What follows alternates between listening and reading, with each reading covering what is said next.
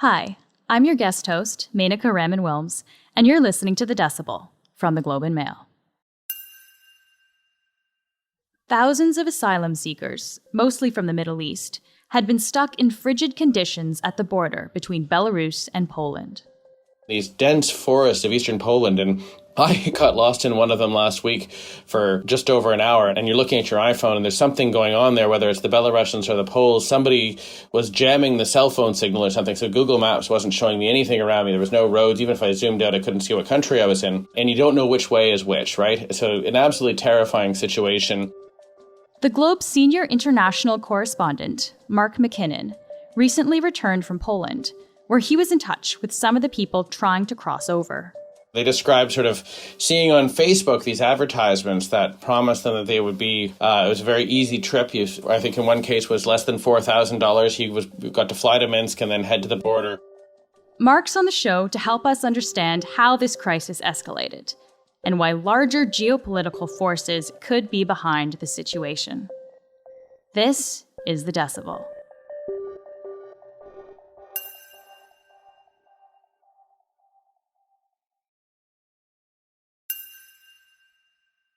Mark, thank you so much for joining us today. Thank you. So you were actually in Poland last week covering this. Can you tell us what you saw there? It's really an amazing situation. While I was driving around eastern Poland, the forests that are along the Belarus-Poland border, it was a little bit like driving through, not quite a war zone, but an occupied territory. You know, very few civilian cars, military vehicles being the only things on highways, Polish soldiers with balaclavas and automatic rifles stationed in pairs at every major intersection, and entire roads that where you just can't drive down, and towns that they will search the trunk of your car and check who the passengers are before you're allowed to enter them. So Poland has closed this 3-kilometer wide strip along its border with Belarus because of this move by the leader of the Belarussian regime, Alexander Lukashenko, where he's brought thousands of refugees and migrants from northern Iraq, from Syria, from Lebanon, from Afghanistan, into Belarus and told them, go west, the European Union is just over there, and what appears to be a very blatant attempt to provoke a new migration crisis inside the European Union. You said he's brought these people there. Can you explain how did he do that? So for months now, in places like northern Iraq and in Damascus, there have been travel agents that have been advertising package deals for several $1,000s.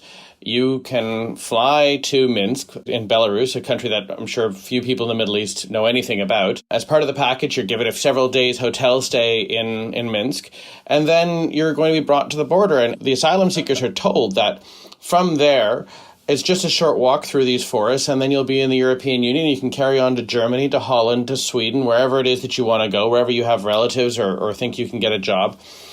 I was talking to some of the migrants who were stuck last week on the Belarusian side of the border. They described sort of seeing on Facebook these advertisements that promised them that they would be, it was a very easy trip. What I think in one case was less than $4,000. He got to fly to Minsk and then head to the border. And so this has been going on for months. And really what's happened in the last few weeks is there was this trickle of refugees that were coming into Europe this way. There were several thousand who made it into Poland and where they're now being held in detention centers, and some who made it as far as Germany. But what happened recently is the Belarusians thought, well, this isn't achieving our geopolitical aim here. So they collected the migrants in Minsk, put them on buses, and in some cases had them walking, but escorted them to the border, to this Kuźnica border crossing in northwestern Poland, and sort of created this crisis where you have thousands of people just sort of clustered against the fence at the Belarus-Poland border. And Poland responded to this by bringing 15,000 soldiers to its border and effectively creating this sealed-off security zone on its side of the frontier, creating this amazing standoff in the center of Eastern Europe between these people who think that they're just a few kilometers away from new lives and a Polish government that's very determined not to let them cross. So what you're describing there really is this kind of a manufactured border crisis then. They've literally consciously brought these people in with that express point of actually getting them to cross into Europe then. Yes, this is an intentional crisis that has been created by Alexander Lukashenko's regime. as punishment, most people believe, to punish the Polish and Lithuanian governments in particular, but the broader European Union for their support of an uprising last year inside Belarus that nearly brought down President Lukashenko. So why would Belarus want to bring all these people to the Polish border? What is Lukashenko's, aim with this? What's behind all of this action? So the Belarusian government is motivated by two things here, one of which is revenge, and the other one is trying to achieve some concrete geopolitical aims.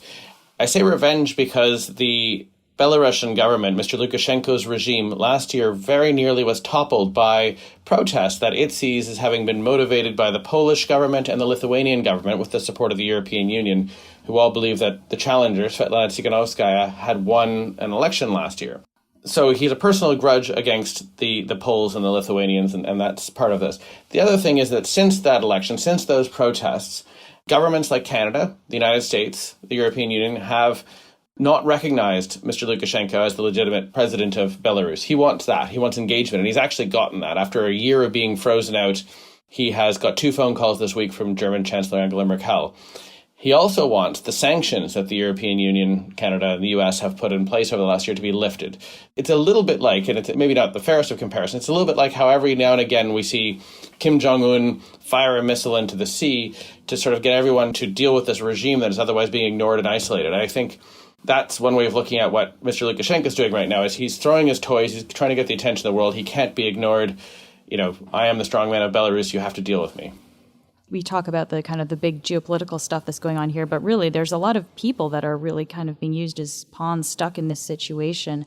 I wonder if you can talk a little bit about the kind of treatment that you've heard they've encountered and what you've heard people say about their experience there.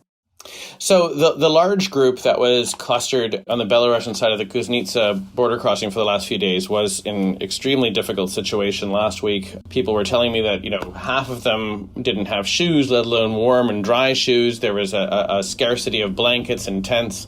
That situation appears to have eased today. The Belarusians appear to have opened up some sort of a hangar or warehouse near the border, and they've moved the refugees in there. Again, this is for the television cameras. They're showing off that they're being more hospitable than the Poles in this case.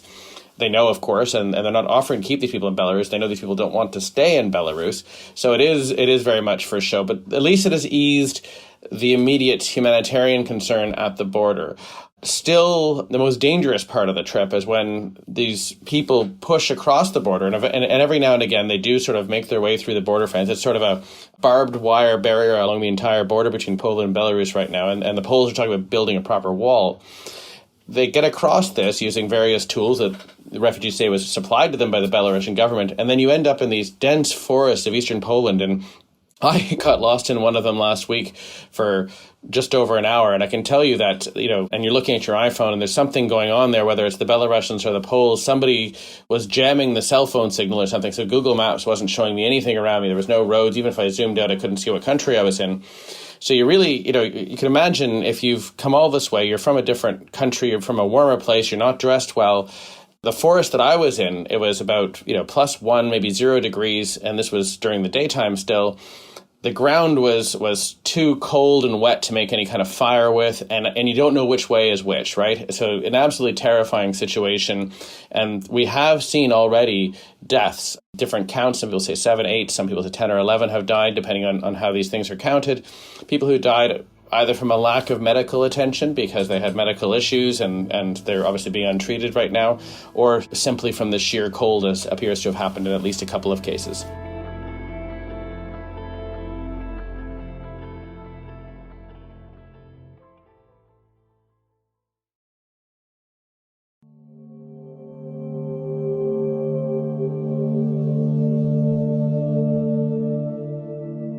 And what is Belarus saying about all this? What's their stance on what's happening here?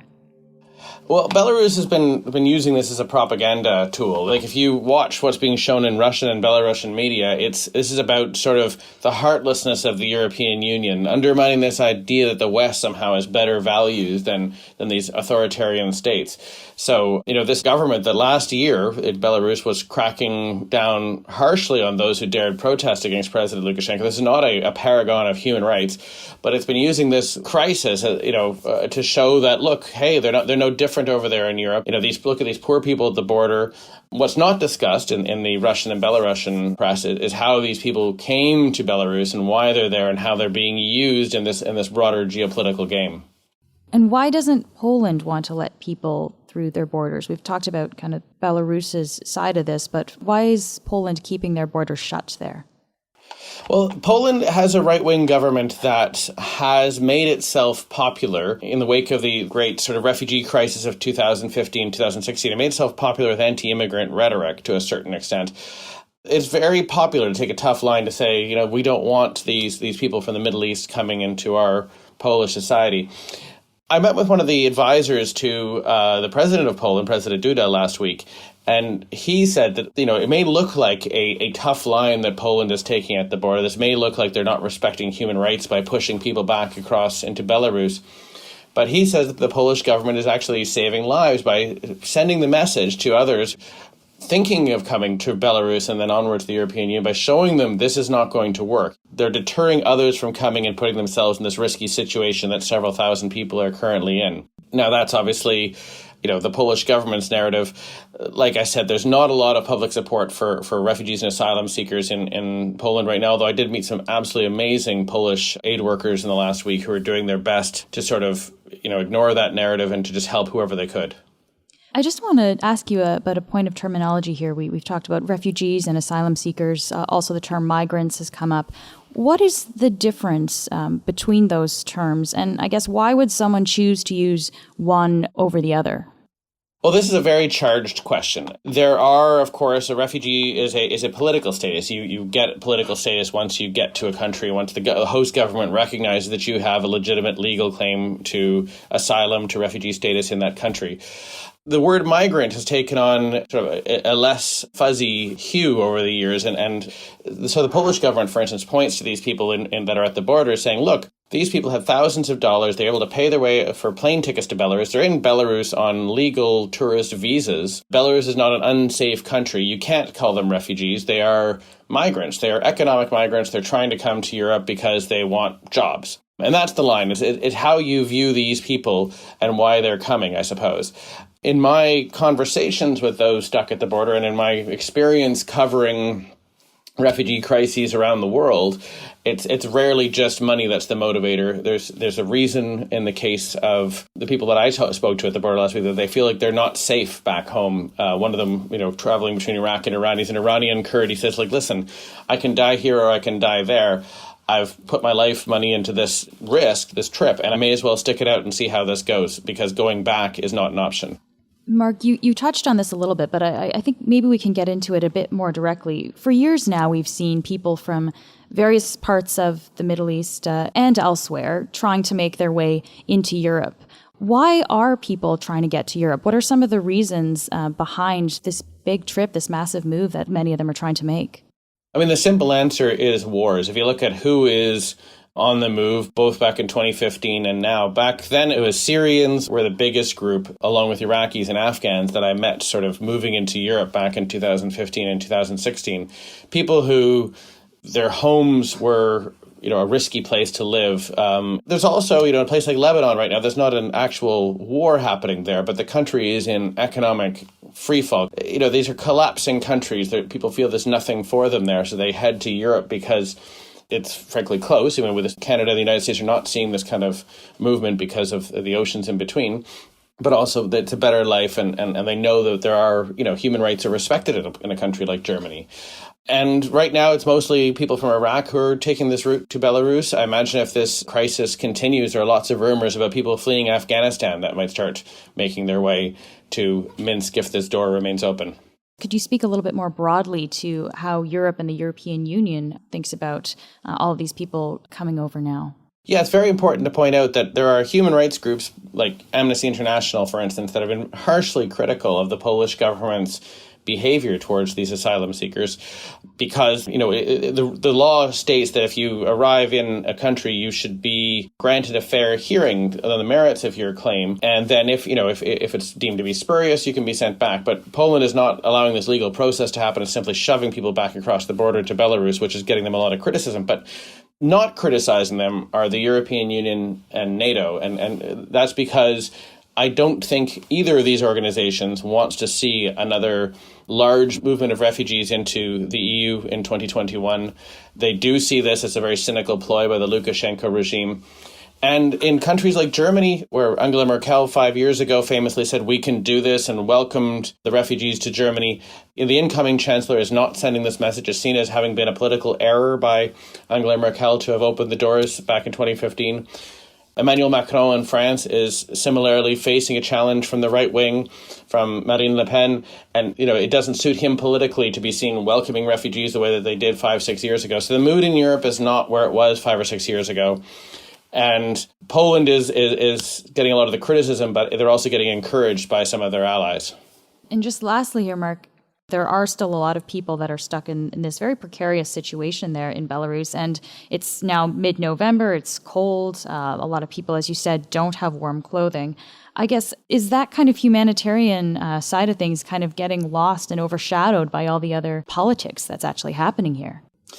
Absolutely. And one of the things that Poland closing the border zone to NGOs and to the media has done, we don't know how the people who do make it across are being treated. What we do know is that those left in Belarus were in deteriorating conditions until today when they were brought to this warehouse, this hangar. But, each night there has been another move by a group of several hundred migrants to try and make their way across the border into Poland or Lithuania into these, dark, frozen forests. And people are dying. And I don't see how this situation goes away soon, because Belarus is temporarily giving these people some shelter near the border, but it's not going to send them back to Iraq. It's not going to give them residency in Belarus. So that these people are being used as pawns. They've been brought here as part of a geopolitical game that they frankly don't really understand. And they are still in play. It sounds like they'll have warmer sleeping conditions tonight than they did in recent nights, which is an improvement. But I don't think either side is genuinely thinking about the well-being of these folks trapped at the border. The Belarusians are thinking about how to get their geopolitical aims achieved. Poland's trying to look tough. The European Union and NATO are backing Poland, and these folks are caught in the middle. Mark, thank you so much for taking the time to speak with us today and help us understand the situation. Thank you for being interested in it.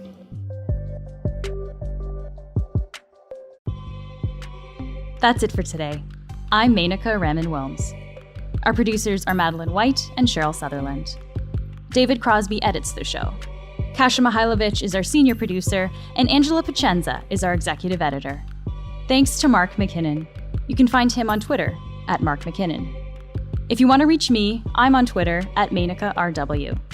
And you can also email us at thedecibel@globeandmail.com. If you haven't already, please follow The Decibel wherever you get your podcasts. Thanks so much for listening, and I'll talk to you next week.